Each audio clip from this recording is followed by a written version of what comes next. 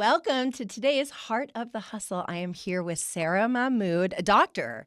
Sara Mahmood. She is an incredible dentist here in the Dallas-Fort Worth area, and we're going to just talk a little bit about her business and her life as an incredibly busy mom and international speaker. And so, Sara, I'm so excited you're here. Sherry, I'm so excited to be here.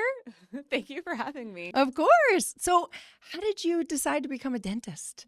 I honestly have a love-hate relationship with that question because I don't think I have an answer that really. Okay, I'll just get into it. So I have always really admired my dad. I wanted to be just like him as a kid, and he's a nephrologist. He's a kidney specialist by training. And then this kind of gets a little heavy, but when I was 10, my brother died. And I really just leaned into wanting to make my parents proud of me because I felt like they deserved that after going through such a hardship. And one of the things my dad wanted from me was to become a dentist. He kept saying, don't follow in my footsteps because I have to work nights and weekends. And, I want you to be a doctor, but I want you to have good work-life balance. And so I never really considered any other options. I went in to shadow a dentist for a couple of hours, a few weeks in a row, and I thought, you know what, this could work for me. And I went into college with just these blinkers on. I was like, I'm not going to think about other options. I'm just going to do this. And because of that clarity of vision, I never strayed from my goal. I had a lot of my friends who started off wanting to do XYZ and then they did completely different things, whereas I just stayed the course. And when I first became a dentist, it was a huge identity crisis for me because I wasn't sure if I was doing the right thing. Even in dental school, it's such a demanding thing to go through if you don't really know why you're doing something, right? But then you put in your 10,000 hours and you get really good at something and you see the impact you're making on other people's lives and you kind of make that your mission and it starts to feel really fulfilling. So even though my story is kind of like, you shouldn't do things for your parents, you should do it for yourself, in the end, I benefited because I love my profession. I love what I do. I love that I can be an employer for so many people and give them such great places to work. I love being an inspiration to my kids and to the community. So yes, the path here may not have been the most authentic, but I'm grateful for the journey. And it becomes authentic. Yeah. Yeah. Yeah. And I think there's merit also to, having that vision for your life and just staying the course. That's not the narrative that you hear a lot of times these days, right? Where it's like, follow your heart. But I didn't give myself the space to figure that out. And honestly, when you're that young, you just evolve so often that for me, it was good to keep my eye on the prize and just stay focused. And I think that's probably one of the reasons why you're so successful at such a, young age is that you did stay the course. Yeah. I tell my son, he's 6 all the time because he, complains about all these things. And I'm like, when you do things you don't want to do, you build character. And he's going to have that in his wheelhouse of phrases for the rest of his life because I can't believe in that more. It's like when you push yourself out of your comfort zone, I'm now at a point where it's like, what is a comfort zone? I don't even know, right? Because I'm constantly wanting to put myself in situations that I consider time under tension. How do I build? How do I grow? How do I take myself to the next level? And I'm hoping to pass that on to my kids as well. I think that's something that's just ingrained in you. I know your sister as well, and she's told me a lot about your dad as well. I think you both are just sort of cut from that cloth of that entrepreneurial cloth where it's like, what's next, what's new. Even though maybe the path was laid out for you, it is always that drive of what's next, what's new, how do I build? Yeah, I mean, when you have that constant exposure, it's gonna have an impact, right? And so my dad, I wouldn't say he was the most passionate about kidneys, right? He didn't it didn't make his heart tick, but he was passionate about the impact he was able to have because of his doctorate, being a first generation American, being a first generation college student in his family and or graduate and to go and reach the heights that he did. I think that really kept him going. And then, tying in kind of the healthcare entrepreneurship side of things allowed him to even further expand that impact. And so for us, we were really impressionable. That left a mark. And so hate it or love it, it's made us who we are, today. We are constantly looking for ways to innovate and take that next level of growth in our personal lives, professional lives. We're pushing our husbands to do the same. Our poor kids have to deal with it, but I think we're all better for it.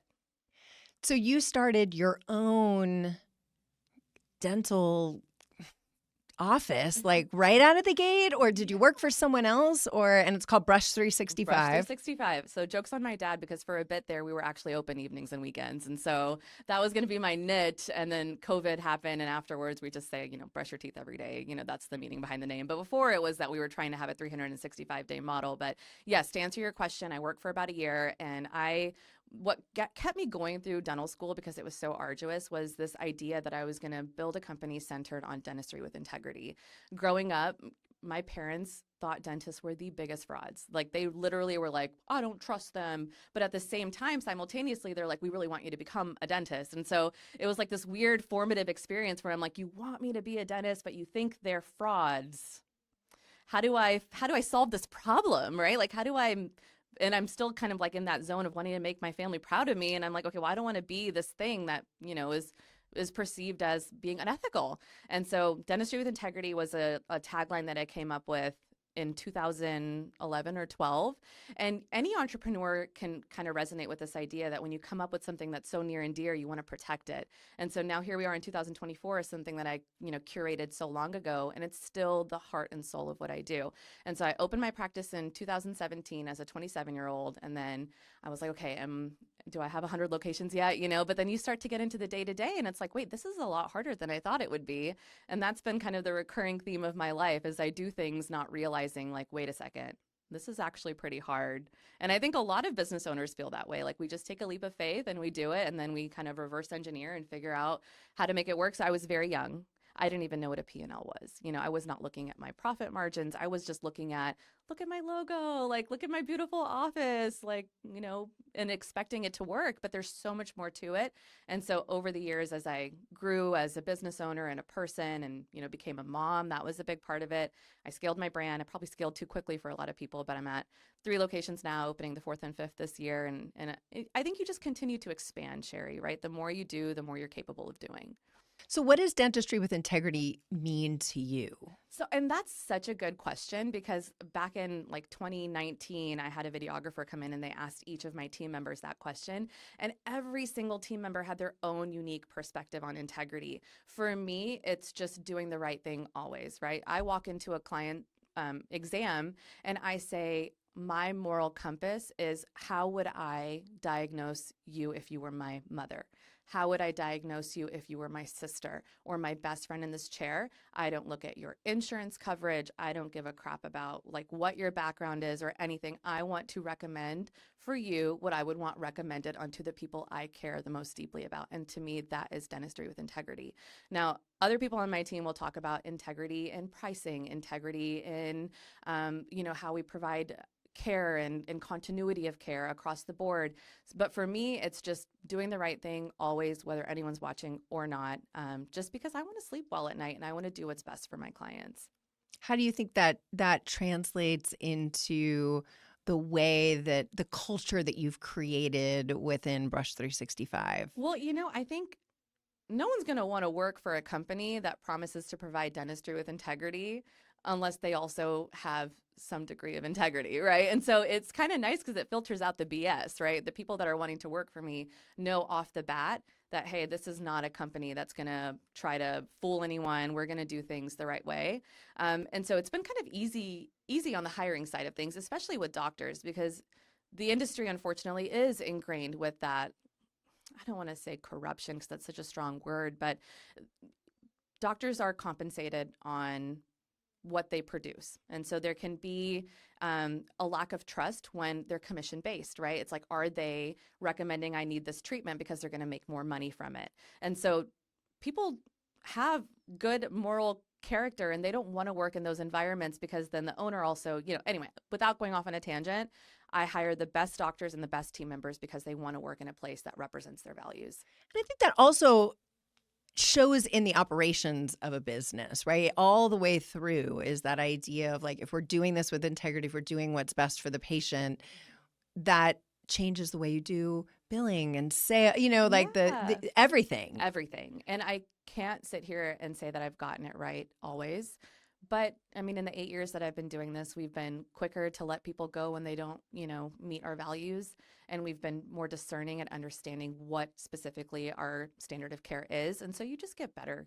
Nobody starts out doing this kind of thing perfect. And I'm so grateful for the grace of my team and the grace of my clients that have been with us, since the start, that understand that, we're always trying to evolve and do better. And our tagline helps us stay focused. So now that you have 3 offices and 2 more on the way, Yes. are you still there with people in your chair? I mean, how does Yeah. that, how are you still managing the business? I don't have like a golden parachute, right? Like I think there's this misconception that sometimes when people scale this quickly, they must have like a private investor or some sort of equity. I don't. I am doing this by myself. And so I had to, I got into a situation in 2022 where I got really close to losing everything.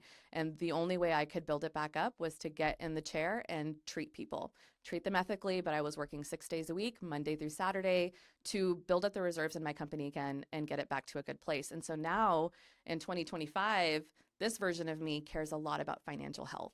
2022 and prior, it was just like tripping through it. And now I have a better sense of what I need to survive, especially in this economy. I mean, people are really going through it. It's so tough to survive as a small business owner if you don't know your margin. So, to answer your question, I have finally gotten to a point where I can scale back because my company is financially healthy and take that leap of faith that the company will survive and thrive without me being in the chair. Now, over the past 8 years, I've done a lot of work to become the best possible dentist I can be. I mean, I've done over 2,000 hours of coursework.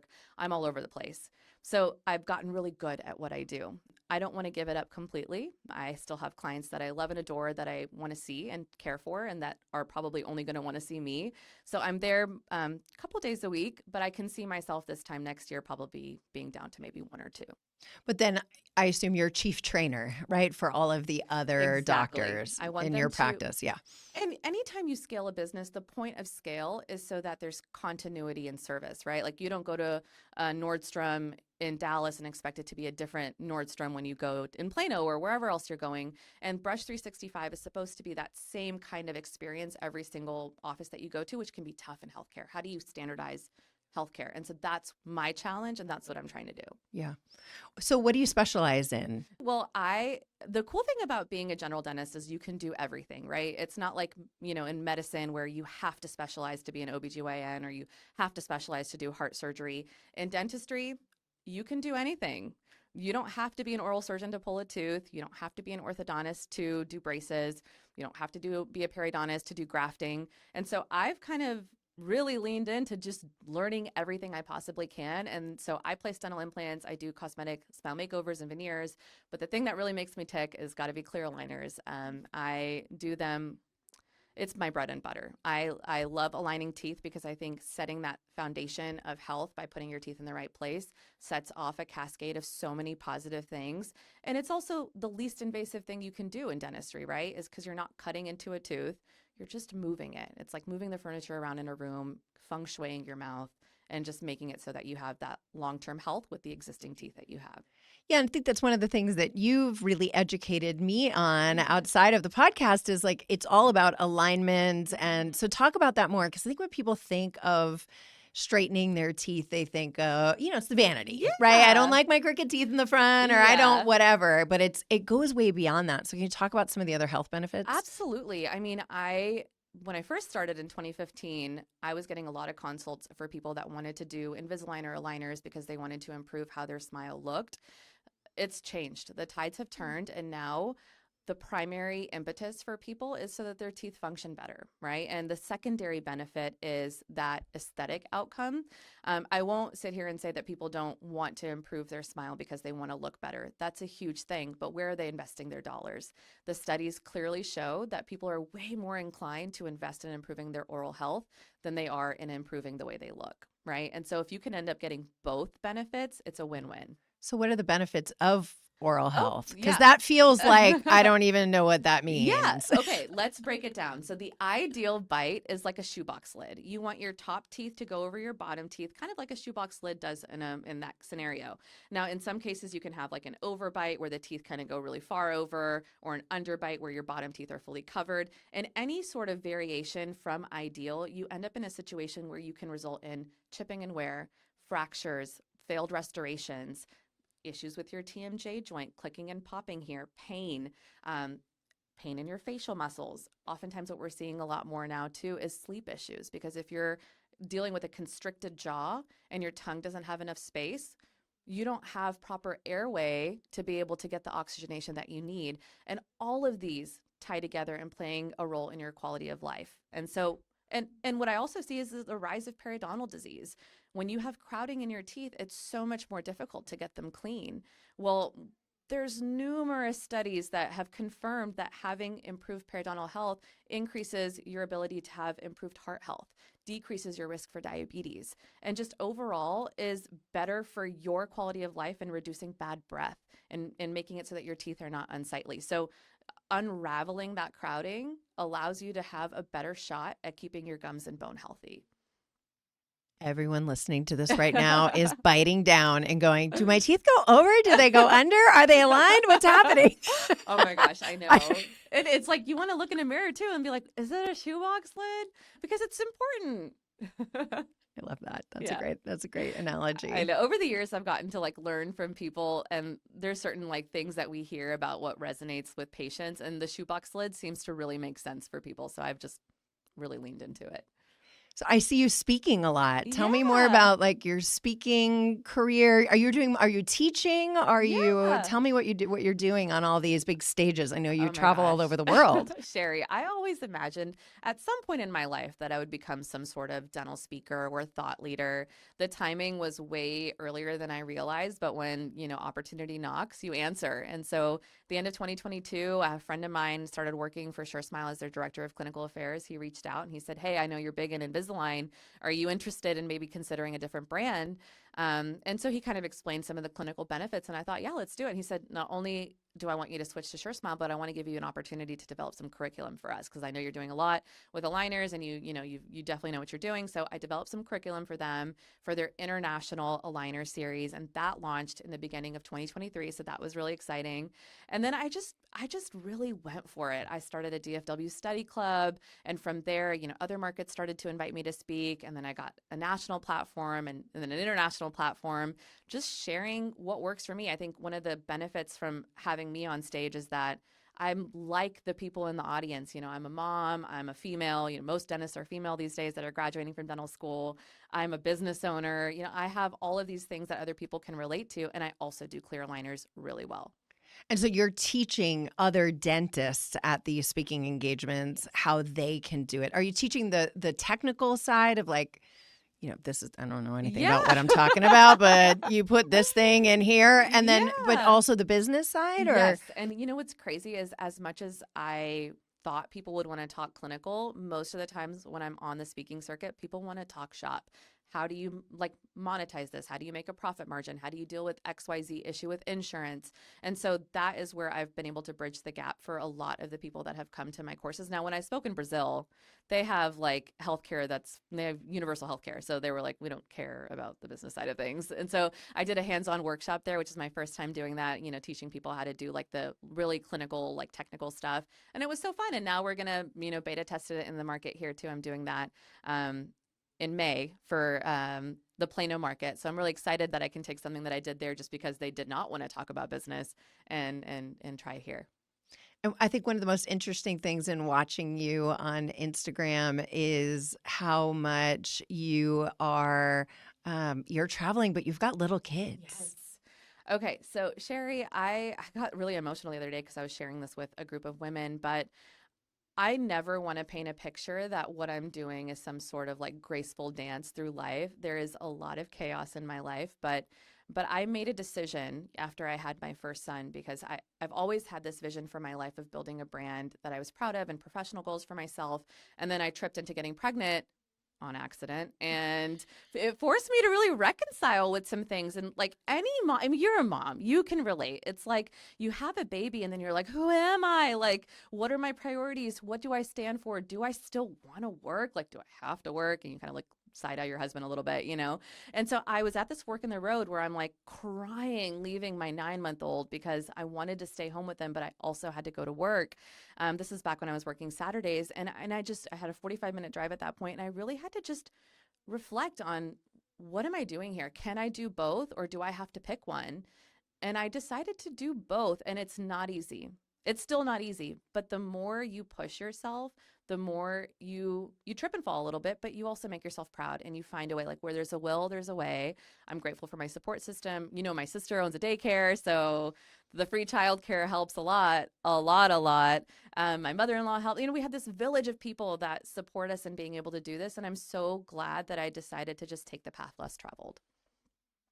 So what advice do you give to other female entrepreneurs, or even, our men entrepreneurs out there who've got families and are trying to kind of figure out how to juggle it all? I mean, I'm sure you get asked this all the time, All but the what would you time. tell them? All the time. I mean, I don't think that having children should be this huge identity crisis that we allow it to be. I think social media has made it hard too with this whole like helicopter parenting movement that was happening back when I had my firstborn. It's not as pervasive now, but you do feel really self-conscious when you're like, hey, you know, my friend stays home with her baby all day, but I have to leave my baby at the daycare and go to work. And so I just think that it first off, have grace with yourself. It's okay to have goals for yourself outside of being a parent.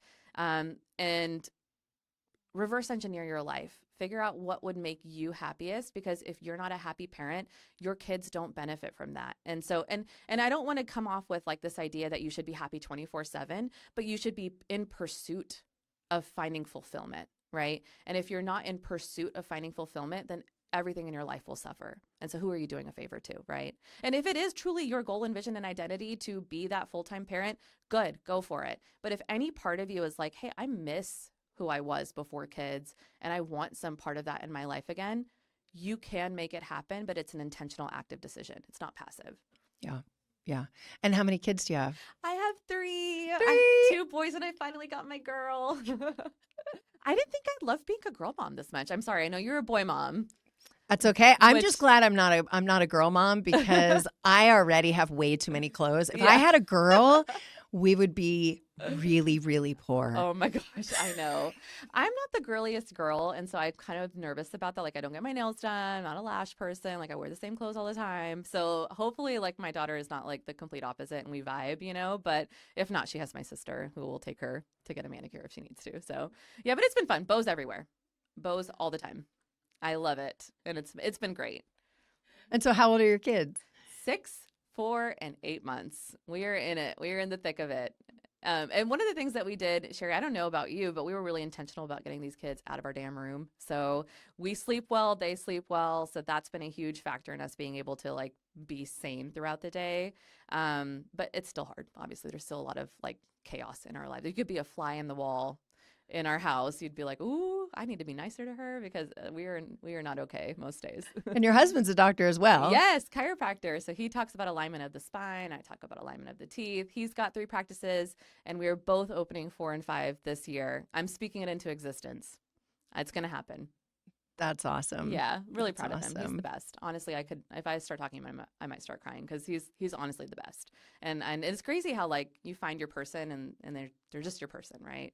And he gets it, and we get each other, and it's been wonderful. And how'd you meet?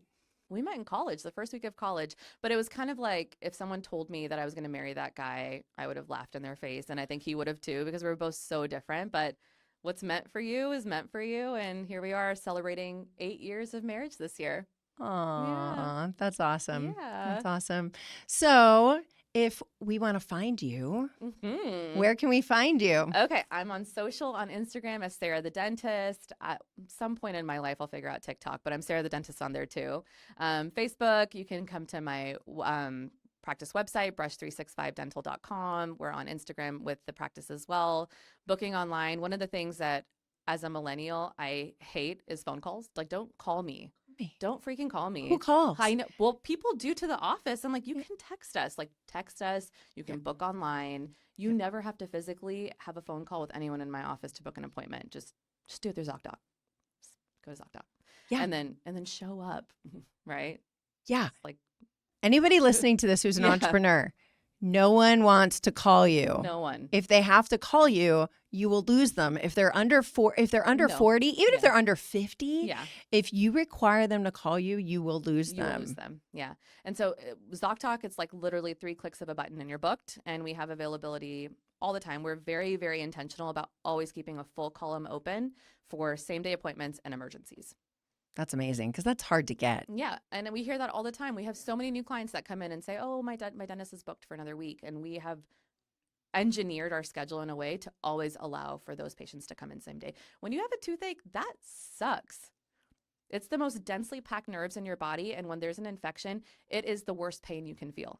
So we are very mindful of that, and we will see you same day. Not on Saturday or Sunday, But same but day, Monday through Friday. Oh my God, that was a whole separate story. But yeah, Monday through Friday, we will see you. And we have people answering the phones on the weekend, so you can still call us. That's amazing. Yeah. Thank you so much for being on the show. Thank you for having me, and thank you for everything that you do, and for being this marketing guru, and for setting up this great platform for us to share our stories.